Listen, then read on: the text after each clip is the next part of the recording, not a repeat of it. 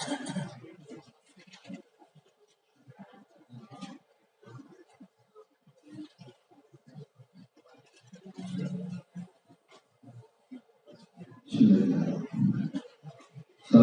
warahmatullahi wabarakatuh. Waalaikumsalam.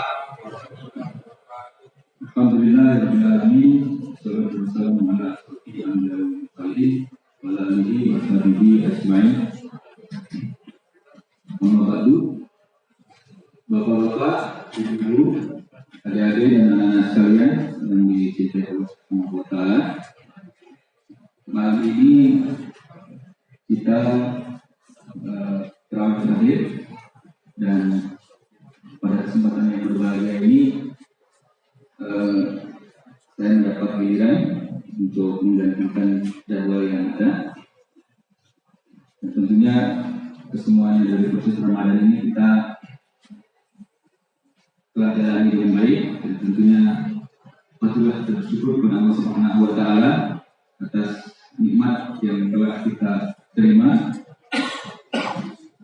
nikmat iman, Islam, dan tentunya nikmat kesempatan kita menjalani Ramadan, di mana di dalamnya banyak sekali keutamaan yang membuat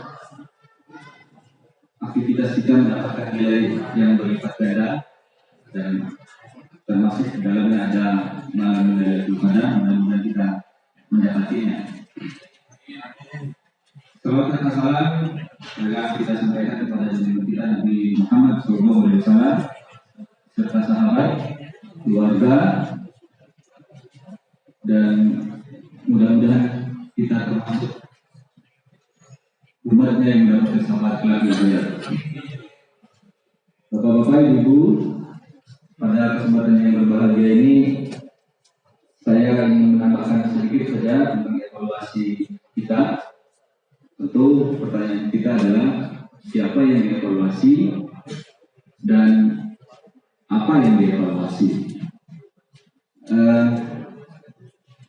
Paling tidak kita dari pengurus dan jemaah bisa melakukan evaluasi bagi jemaah masing-masing, bisa melakukan evaluasi terhadap individu kita masing-masing, dan bagi pengurus kita bisa melakukan evaluasi sebagai satu entitas, sebagai satu kelembagaan, sebagai pelaksana pelayanan, di mana di dalamnya sangat terkait dengan upaya kemakmuran masjid dan aktivitas ibadah jemaah. Dan apa yang dievaluasi banyak tentunya yang bisa kita lakukan. Paling tidak kita punya satu alat, kita bisa mengevaluasi berdasarkan satu kerangka kerja logis dari suatu program atau kegiatan. Mungkin bapak-bapak, ibu-ibu yang biasa bekerja di pemerintahan atau di manajemen, gitu ya, kita bisa melihat evaluasi itu berdasarkan input yang kita miliki, proses yang kita jalani, output yang kita peroleh, rekam dan dampak yang bisa kita terima. Pada tataran individu kita masing-masing, kita bisa melakukan pendekatan evaluasi seperti itu dalam konteks Ramadan. Tentunya kita diingatkan dari Allah, dan mudah-mudahan Bapak Ibu tidak bosan bahwa perintah puasa itu diantaranya ada dalam Quran surat Al-Baqarah ayat 83. Alhamdulillah minasyaitonir ya ayyuhalladzina amanu kutiba alaikumusiyam wa kutiba alal ladzina min qablikum la'allakum tattaqun. Di situ mengandung pengertian kata logis yang bisa kita jalani sebetulnya. Ya ayyuhalladzina amanu artinya bahwa memang perintah puasa ini hanya untuk orang-orang beriman, tidak berapapun kadar keimanan kita masing-masing. Dan para sahabat ketika ingin memasuki bulan suci Ramadan, ingin inputnya atau suasana tingkat keimanannya pada tingkat yang sangat tinggi, sehingga proses yang ada di dalam Ramadan itu dapat optimal, sehingga derajat ketakwaan yang dicapai pun tinggi. Maka kita selalu mengingatkan oleh Ustaz dalam akhir Ramadan juga diingatkan bahwa para sahabat mempersiapkan Ramadan itu 6 bulan sebelum Ramadan. Kita bisa mengevaluasi persiapan Ramadan itu kapan? Apa 1 minggu pada saat persiapan Ramadan itu atau bagaimana? Dan persiapan-persiapan itu tentu bagian daripada input untuk satu kadar keimanan kita miliki ketika awal Ramadan adalah input kita dasar, tapi juga ditambahkan pengetahuan, informasi, dan motivasi yang diberikan itu juga bagian dari input untuk menjalani proses Ramadan. Nah, kita silakan bisa mengevaluasi ketika kita masuk Ramadan itu posisi kita di mana, dan itu akan mempengaruhi proses prestasi dalam tahapan berikutnya. Di dalam proses aspek proses tentu kita diingatkan bahwa pelaksanaan ibadah Ramadan akan bermakna manakala kita aktivitas Ramadan itu dijalani memenuhi syariat Islam. Banyak puasa-puasa yang dilakukan tapi tidak memenuhi syariat Islam. Dan tentunya motivasi atau niat daripada puasa dan juga memang harus dibangun yang baik. Ini namanya amalu niat gitu ya. Nah itu mudah-mudahan proses puasa yang kita jalani itu juga baik gitu. Nah ini silakan Bapak Ibu melakukan evaluasi sendiri seperti apa. Dan outputnya, nah ini yang paling bisa dilihat oleh kita masing-masing sesama kita paling lihat gitu ya. Yaitu aktivitas di hidup kita yang menjadi menu Ramadan itu. Bagaimana sholat malam kita, bagaimana sholat tarawih kita, berapa rakaat sholat malam kita, berapa kali khatam, itu output yang bisa kita terima. Sahurnya bagaimana kualitasnya, apakah hanya menahan lapar dan haus saja, apakah mampu juga kita menahan pandangan, pikiran, riba dan lain-lain, termasuk zakat fitrah.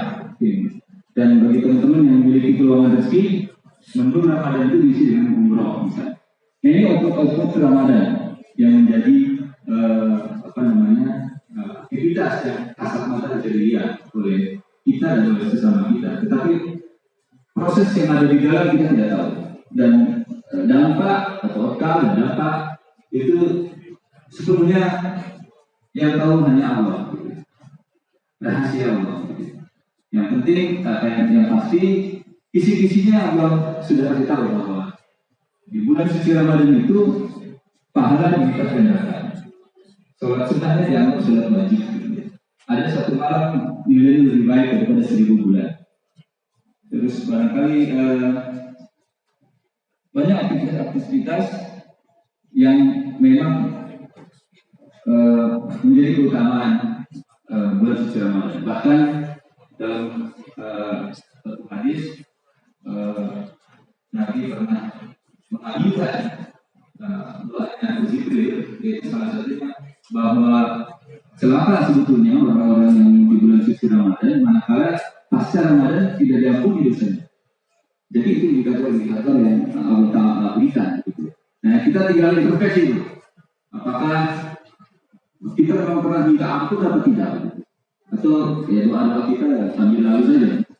Nah ini mumpung bagi yang berkesempatan ingin atau sekolah itu hari Sabtu, malam ini masih dikategorikan Ramadan. Silakan dimanfaatkan. Siapa tahu memang malam ini ada justru momentum keberkahan Ramadan itu diperoleh. Dan rahasia awal dari puasa itu adalah tentu dalam surat Al-Baqarah tadi adalah takwa itu sendiri. Takwa itu adalah sebaik-baiknya bekal. Semua hampir kita Allah itu berkaitan dengan takwa itu. Bagaimana misalnya khotib Jumat, kalau tidak ada perintah atau ajakan takwa, khotib Jumat itu dianggap tidak memenuhi syarat sebagai khotib. Termasuk juga bekal haji itu takwa. Dan ini puasa, harapannya outcome-nya adalah takwa. Dan derajat ketakwaan ini kita tidak tahu seperti apa ketakwaan kita ini. Dan kualitas ketakwaan yang kita capai tentunya kita sangat dipengaruhi kualitas input kita di dalam mempersiapkan Ramadan, kualitas materi pemahaman dan kesadaran kita dalam menjalankan aktivitas dengan ikhlas dan sesuai dengan aturan seperti itu. Dan tentunya dampak yang ke depan akhir semuanya adalah kita terbebas dari api neraka, masuk surga dan mendapatkan ridha Allah Subhanahu wa Ta'ala. Itu kira-kira indikator pencapaian kerja kerja kita kalau dianggaplah aktivitas Ramadan kita ini bagian dari kerja kerja program kita. Untuk secara individu. Nah ini secara kelembagaan ini saya kira penting juga untuk disadari oleh kita. Siapa tahu Bapak Ibu sekalian yang belum mendapat giliran menjadi panitia atau mendapat giliran dan menjadi pengurus DKM. Sesungguhnya pengurus DKM juga menjadi objek atau subjek yang harus mengevaluasi diri atas pelayanan yang diberikan. Tentunya pada hari pertama Bapak Ibu disodorkan oleh Pak Agus dan Pak Adi tentang Ramadan yang akan dijalani seperti apa melalui proposal. Antaranya apa temanya apa itu. Temanya kalau nggak salah itu Ramadan meningkatkan ukhuwah dan kemakmuran masjid alamiah. Dan itu didesain sedemikian rupa menuju kegiatannya itu adalah memang mencapai itu.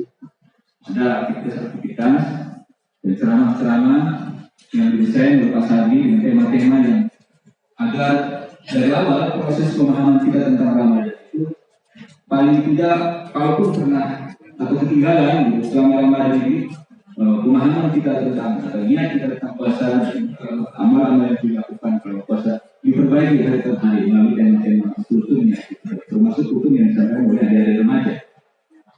Itu input yang coba disertai oleh panitia. Nah ini prosesnya itu ini suatu kebanggaan buat kita. Pak Jafar juga kemarin membuat satu catatan bahwa alhamdulillah semua lapisan jamaah al-amin itu terlibat. Anak-anak bagaimana kita lihat dari MC-nya semangat sekali sampai-sampai ada yang ingin terus-terusan jadi MC kalau bertahan gitu ya. Setiap ada lowongan MC dia keluar ingin jadi MC. Tentu bukan karena ada honornya atau ada culture SP, tapi saya lihat karena keberanian anak-anak itu untuk menjadi MC. Dan kalau Bapak Ibu lihat waktu pesantren anak-anak itu lebih dari 120-an anak itu pesantren. Lapisan anak-anak itu dari mulai umur berapa tahun ya, sampai dikendalikan sampai sudah agak kelihatan dewasa. Dan tentunya kita turut berduka salah satu peserta pesantren itu adalah anak Umay ya, wafat pada kemarin kalau salah ya. Ini kita tidak tahu ternyata umur tidak harus mencapai standar usia lagi 63 tahun. Umay itu 10 tahun sudah Allah panggil Allah dengan mencintai anak Umay. Artinya kita melihat anak-anak yang seperti itu semangat. Terus di remaja juga ini luar biasa di remaja ini. Saya sudah minat sama remaja ini. Materi-materi kulturnya bagus, gitu ya. Pesantren remajanya juga ada, gitu. Dan yang paling penting itu anak-anak remaja yang dulu ibarat pepatah itu kita tahu imusannya, gitu ya. Sekarang sudah berani jadi imam tarawih dan imam itikaf, gitu. Ini luar biasa. Gitu. Makanya bapak-bapak yang hafalannya kurang, jangan coba-coba di belakang imam itu. Karena ketika salah, sulit mengoreksi. Mohon maaf ini karena saya. Artinya surat yang dibacakan itu bukan saja juz amal, kebanyakan sudah bisnis dari atas. Itu ya. Ini tentunya kebanggaan buat kita, dan kita menyadari bahwa ternyata sosialisasi secara ini telah terjadi di dalam ini. Dan ibu-ibu tentunya terus semangat kelihatannya walaupun ada penurunan kuantitas gitu ya. Dulu pesantren anak-anak itu bisa 1 minggu pun. Sekarang saya 2 hari aja udah dapat 1 minggu. Nah artinya perlu ada regenerasi sifatnya agar penyelenggaraan pesantren anak-anak ini tidak lagi tergantung pada ibu-ibu yang kebanyakan juga beberapa sudah menjadi nenek-nenek saja, sudah dengan cucu kemana-mana. Dan bapak-bapak ya tentunya saya lihat depan ini semakin sepuh juga bersama ya, bebannya banyak termasuk saya gitu ya. Dan yang namanya Ramadan ini adalah sebetulnya festival bagi unit organisasi yang ada di perusahaan, tanpa bahwa ketua panitia itu hanya mengkoordinir, tapi yang bekerja adalah sebetulnya unit organisasi, kayak artisnya, pak pendidik, pak lain-lain gitu, terus remaja, ibu-ibu gitu ya. Itu organisasi itu prosesnya berjalan gitu ya. Dan tentunya secara tidak langsung teman-teman dalam fungsi RT juga ada walaupun secara struktur mungkin tidak ada hubungan antara RT dengan masjid, tetapi address RT digunakan di dalam pembagian makanan takjil dan mungkin alamat untuk memberi donatur atau untuk sahur gitu ya. Artinya dan itu diorganisir oleh unit RT-nya masing-masing juga. Artinya hampir pelibatan seluruh elemen dan seluruh lapisan jamaah itu terlibat. Ini secara proses kita melihat seperti itu. Dan secara ukur tentunya Bapak Ibu bisa melihat bagaimana penyelenggaraan yang difasilitasi oleh pengurus DKM atau panitia ini relatif berjalan baik, dan secara subjektif saya melihat inilah barangkali yang terbaik pernah ada di dalam pengelolaan Ramadan, di mana kepanitiaan itu berjalan efektif, saling support, dan tentunya di dalam proses saya melihat ya tidak semua berjalan lancar gitu ya. Ada beberapa yang memang itu ujian buat kita semua gitu. Ketika ujian itu datang, sesungguhnya disitulah kualitas kita seperti apa. Konflik antara media atau kesalahan di dalam memprediksi sesuatu, itu bagian dari ujian yang itu justru memang nilai daripada ibadah itu terletak pada kemampuan kita menghadapi ujian-ujian itu. Nah itu kita lihat kegiatan-kegiatannya berjalan dengan baik, termasuk hari ini tanggal terakhir, insya setelah ini hari zakat fitrah sudah dibagikan. Mungkin bagi yang belum, mohon diingatkan walaupun panitia sudah tutup, saya kira panitia punya kewajiban tetap memfasilitasi, tapi dengan mekanisme yang tidak sama gitu ya. Kita harus mencari mustahiknya dengan agak ekstra gitu. Dari situ kita melihat bahwa tema yang dimunculkan oleh panitia menurut saya tercapai. Momentum Ramadan ini memang meningkatkan ukhuwah di antara kita, saling mengenal, makan sahur bersama, dan kemakmuran masjid tampak mulai berjalan dengan baik. Dan ini modal buat kita menjalani aktivitas mendukung kemakmuran masjid di luar Ramadan. Karena dengan adanya individu-individu yang semakin memiliki motivasi dan memiliki keterampilan, memiliki sikap-sikap yang baik di dalam melakukan ibadah ini personal dan berorganisasi di dalam organisasi kemakmuran masjid, maka sesungguhnya akan berdampak juga kepada organisasi masjid itu sendiri. Semakin individu-individu memiliki kapasitas yang baik, tentunya proses interaksi di dalam organisasi masjid itu akan menjadi semakin baik. Ukurannya akan semakin baik, kemakmurannya akan baik, gaya kerjanya akan baik, dan partisipasi jamaah akan semakin baik.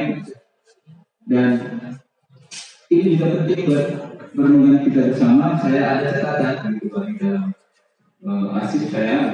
Ini tahun 2023 ini adalah 25 tahunnya Al-Amin, peletakan batu pertama. Jadi ada proposal saya baca 25 tahun yang lalu peletakan batu pertama Masjid Al-Amin. Maka ke depan kita bisa harus pikirkan perkembangan Al-Amin hari ini dengan fisik seperti ini, dengan legasi, legalitas, dan tradisi berorganisasi seperti ini, ke depan akan seperti apa? Mungkin ke depan tanpa kehadiran kita, karena usia kita semakin lanjut dengan aktivitas yang berkurang, bahkan juga mungkin ada yang meninggalkan kita, begitu ya. Dan pasti warisan yang diberikan para pendahulu melalui, alhamdulillah kita masih didampingi oleh Pak Japar, Pak Suwarno, Pak Awang, kadang-kadang hadir, Pak pendiri, Pak Ketua Dewan Kebijakan Pendahulu hadir di tengah-tengah kita. Dan mudah-mudahan ini catatan-catatan ini hanya pikiran pintas saya, mudah-mudahan bermanfaat gitu ya. Dan tentunya kita termotivasi untuk bukan saja menjadi penikmat ibadah di masjid, tapi harus terdorong untuk memfasilitasi orang lain. Ini adalah hadis riwayat Muslim, hadis sebagai terakhir. Barang siapa yang menunjuki kepada kebaikan, maka dia akan mendapatkan pahala seperti Allah yang mengerjakannya. Jadi mudah-mudahan pahala diberikan kepada panitia, DKM dan jamaah yang memfasilitasi kemudahan Ramadan. Dan alhamdulillah saya lihat anggaran nanti bisa dilaporkan kemudian di halal, insya Allah tercapai gitu ya. Dan mungkin terakhir saya sebagai ketua pengurus Masjid Musola Sebumi Bicara melaporkan bahwa berketetapan mengikuti ketetapan pemerintah untuk pembukaan pesawat, yaitu hari Sabtu, tempatnya di Boulevard buat bapak-bapak dan sebagian di bundaran untuk ibu-ibu dan masuk ke lapangan TC buat ibu-ibu. Ketika itu hujan disebut mungkin Masjid Al-Amin menjadi tempat utama, parkir yang disediakan akan khutbah di Masjid Al-Amin kalau hujan gitu. Tapi kalau enggak, kita berjalan sesuai dengan rencana. Demikian saya kira apa yang bisa saya sampaikan. Mohon maaf jika yang mengganggu pikiran perasaan Bapak Ibu sekalian. Assalamualaikum warahmatullahi wabarakatuh.